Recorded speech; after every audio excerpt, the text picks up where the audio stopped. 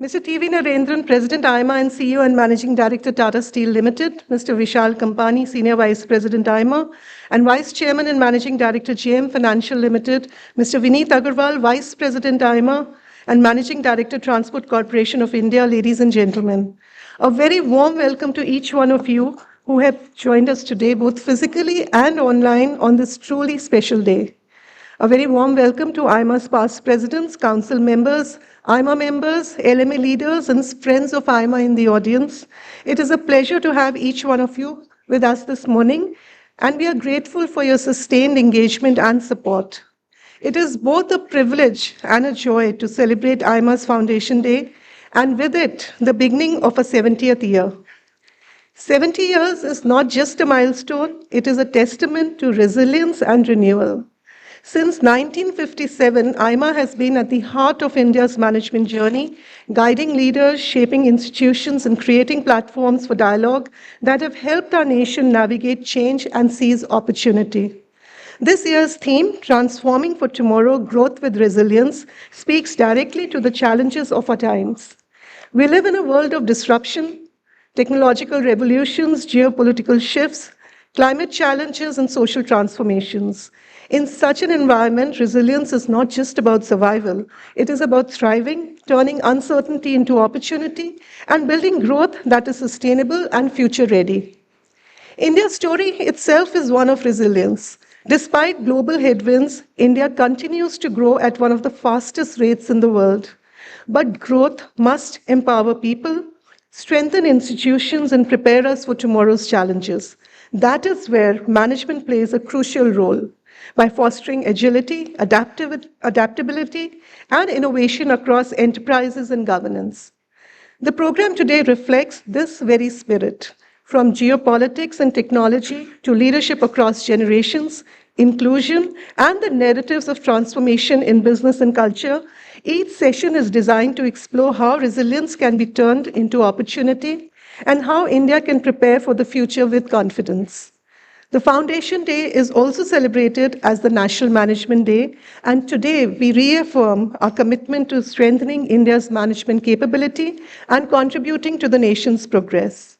Before I close, I warmly invite all of you to join us this evening for the IMA Managing India Awards 2026.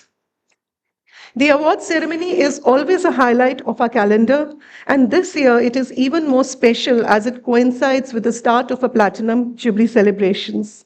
We will honor extraordinary achievers whose contributions inspire us all to aim higher and think bigger.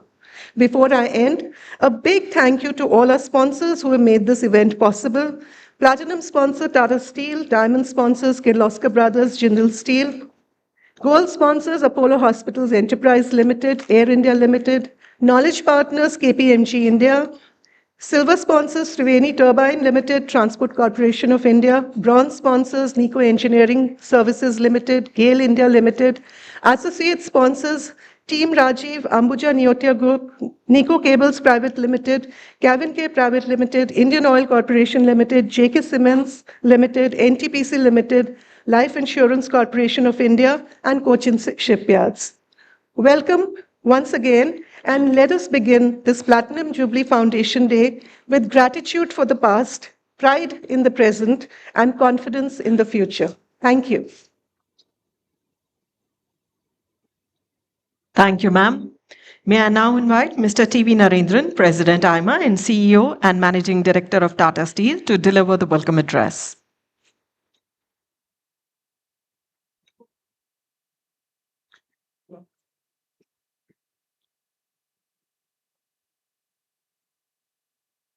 Good morning, everyone. It's good to hear some good mornings here. Vishal Kampani, Senior Vice President IMA and Vice Chairman and Managing Director GM Financial. Vineet Agarwal, Vice President IMA and Managing Director Transport Corporation of India. Rekha Sethi, the Director General of IMA.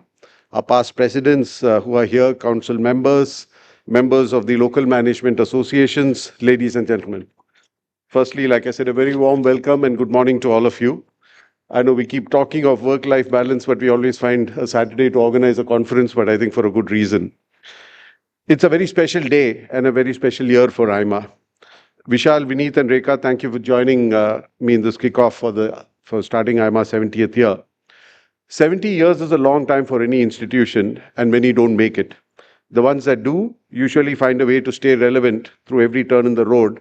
And since 1957, when IMA was formed, India has had quite a few turns. When IMA was founded, management was largely an imported concept, wrapped in American textbooks and British institutional frameworks. And India was a young nation still finding its industrial feet. Today, Indian companies are acquiring businesses across continents. Indian managers are running some of the world's most complex organizations, and India is a $4 trillion economy with credible ambitions to be amongst the top three. That arc from borrowers of management thought to contributors and increasingly to creators of it is worth reflecting on. And IMA has had a ringside seat through it all, and I'm sure has played a role in this journey. But rather than look back, I want to spend our time today on the world that is taking shape around us. Because the forces reshaping businesses and economies right now are unlike anything that we've navigated before, not in their individual parts, but in the way that they are arriving together. We are living through a period where it is not one thing that is changing, it's everything all at once and a pace that is accelerating.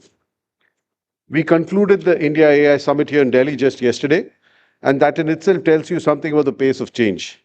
Artificial intelligence is no longer a niche conversation. It is central to how governments think, how businesses operate, and how societies prepare for the future.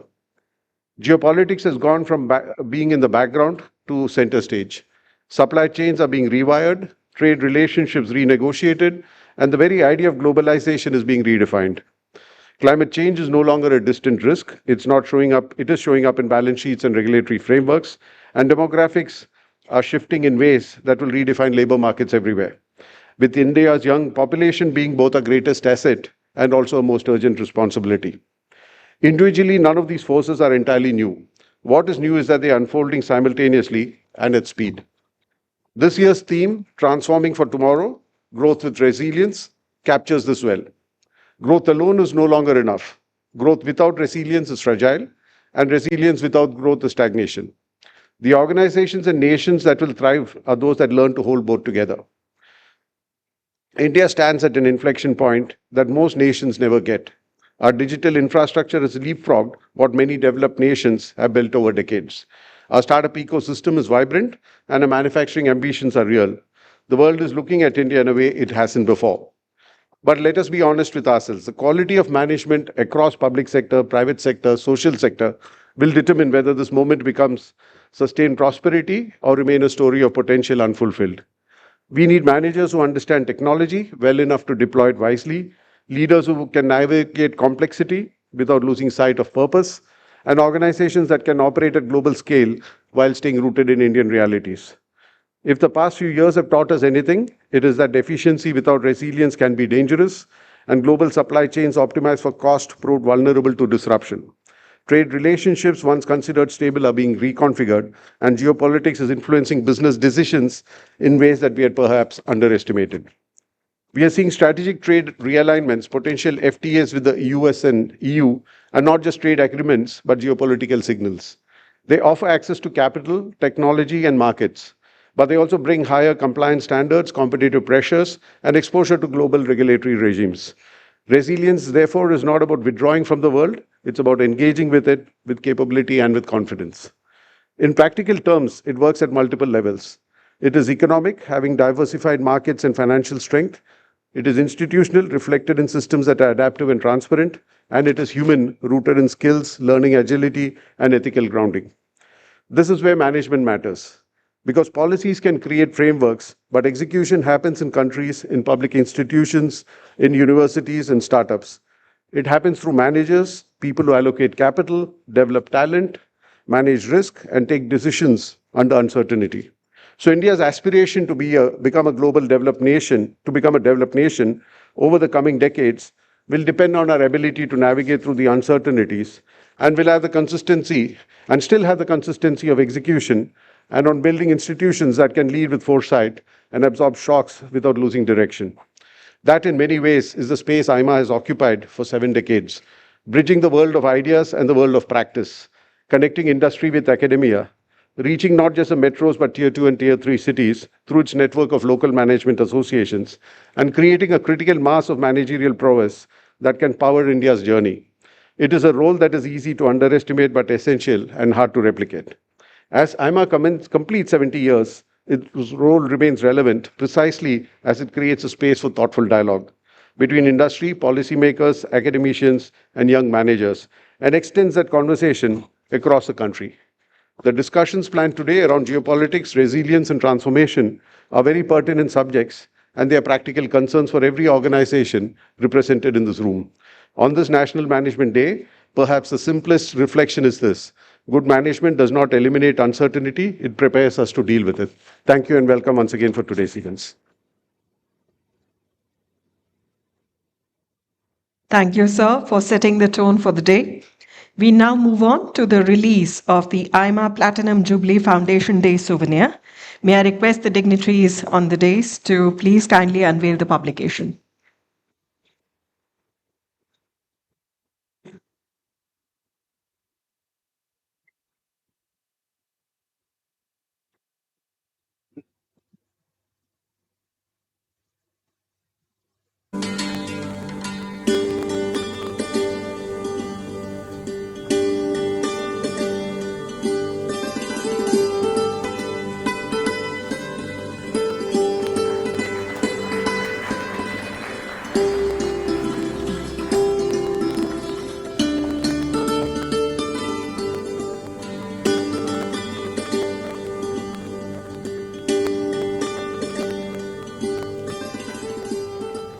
It is now my pleasure to invite Mr. Vishal Kampani, Senior Vice President IMA and Vice Chairman and Managing Director of JM Financial, to address the gathering. TV Narendran, President IMA and CEO and Managing Director Tata Steel.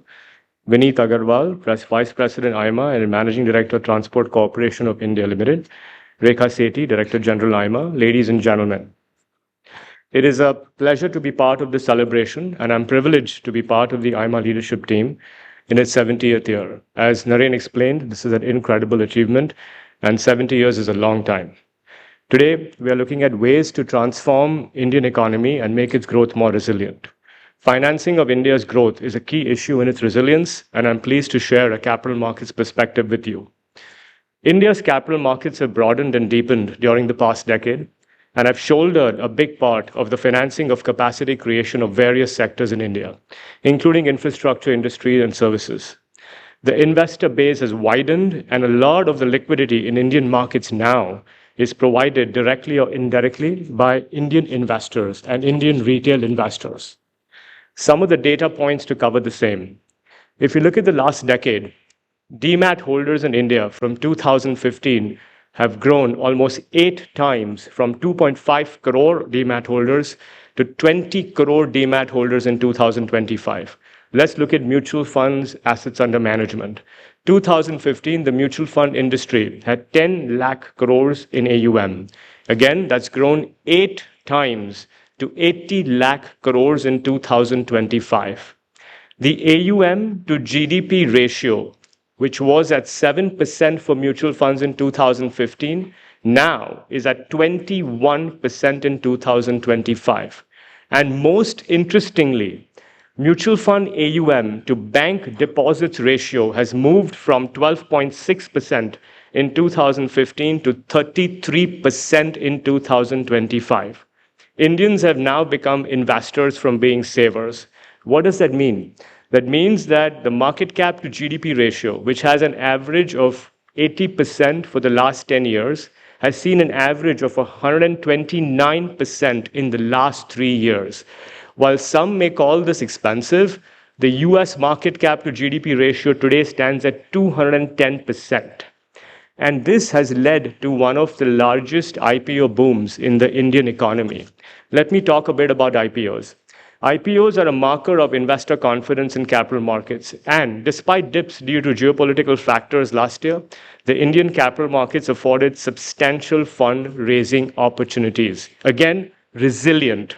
In 2025, there was an IPO almost every 3 days, and we nearly raised 2 lakh crores of capital from investors. Many foreign MNCs listed in India, a first. Many startups got listed at very interesting valuations. Again, a first. And a large number of financial services, banks as well as NBFCs raised equity capital from the markets, strengthening balance sheets and providing more for credit growth. And a lot of the strength and resilience of Indian markets came again from domestic retail and institutional investors who refused to follow the lead of the retreating foreign investors. In my opinion, Indian capital markets could support IPOs well in excess of 2 lakh crores in 2026. India today has one of the largest pipelines of IPOs in the world and also has its largest pipeline IPO in its own capital market history. And interestingly, the offerings are from a broad range of sectors and industries. And while Indian capital markets have shown significant resilience and have strong long-term tailwinds, there is still a lot more to do to increase the depth and width of the market. And let me speak about a few points that are important from a long-term perspective. One, regulation. Second, education. And third, taxation. We need regulation, education, and taxation to improve and make markets more resilient. Disparity in taxation of debt and equity earnings is not helping developing the bond markets. In the long term, if you look at the US market, $60 trillion is the size of the equity markets, but they have a $30 billion robust bond market. Long-term development of bond markets are equally important as equity markets. We have a lot of restrictions where insurance and pension funds, which boost long-term savings, can invest, but their investments are largely based on fears and not necessarily needs of the economy. We need to make changes in terms of how insurance and pension fund capital can boost long-term bond markets in India. Taxation and regulation changes could be more consultative. And again, resilience depends not only on investor confidence, but also on rule stability and simplicity of laws.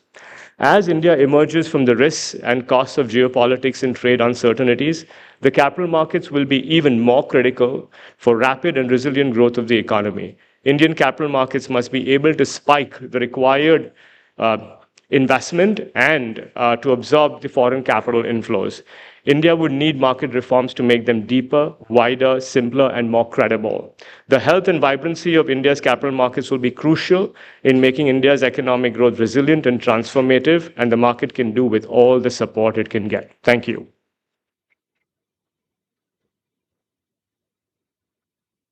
Thank you, sir. To conclude this opening session, may I now invite Mr. Vineet Agarwal, Vice President IMA and Managing Director of Transport Corporation of India, for his concluding remarks. Good morning. TV Narendran, President IMA and CEO Managing Director Tata Steel, Vishal Kampani, Senior Vice President IMA and Vice Chairman and Managing Director JM Financials, Rekha Sethi, Director General IMA, ladies and gentlemen. It's my privilege to wrap up this very engaging session of today. Naren, thank you for your cordial welcome and a succinct analysis of India's growth, resilience, and transformation for the future. You've touched on key opportunities and risks for India's manufacturing sector, and I agree that the Indian industry will be improved by new openings and competition. Vishal, it was a pleasure listening to your informative brief on India's capital markets and the role in India's resilience and transformation. Thank you for sharing your knowledge and perspective. Rekha, thank you for your opening remarks and setting the tone for today's celebrations. Ladies and gentlemen, the job of making Indian growth resilient and its transformation future-proof is a complex one, and it involves simultaneous upgrade of many sectors of the economy. In the sector that I am in, specifically logistics, there is a tremendous transformation in progress. The sustained high investment in infrastructure, never before seen at the scale and pace at $1 trillion a year, from highways, airports, roads and rail freight corridors, urban infrastructure like metros, housing, power, is all supporting the rapid growth of our country, creating access and making India's exports competitive and aligning to changing consumer trends. There's a significant technology adoption in the sector thanks to digitalized documentation and digital retail. There is an acknowledgement of the importance of the logistics sector in the government, and India now has a national logistics policy which is targeted at creating world-scale digitally driven logistics ecosystem and lowering logistics costs to international standards. The NLP is dovetailed into the ambitious Gati Shakti infrastructure expansion scheme so that goods can be moved seamlessly, speedily, and economically. The implementation of these initiatives is key to the outcomes of India's industrial and trade policies. Beyond logistics, the impact of infrastructure has a 3 to 4x multiplier effect on the economy. The sectors that have immediate gains include construction and EPC, materials from steel, cement, glass, aggregates, etc., to capital goods and machinery, and of course, transport and logistics assets. With lower costs, higher productivity, and better systems, there is a boost to manufacturing, rural and urban development, services, and agriculture and food processing. The PLI schemes that I've talked about a lot, the new FTAs that are coming around, will work only if India offers least friction and costs. While infrastructure is essential, it is also necessary to keep regulation and administration free of friction. Speed and costs should have a positive correlation, and India needs regulatory reforms for simple compliance and quick clearances. Time is often the biggest hidden cost in export competitiveness and national productivity.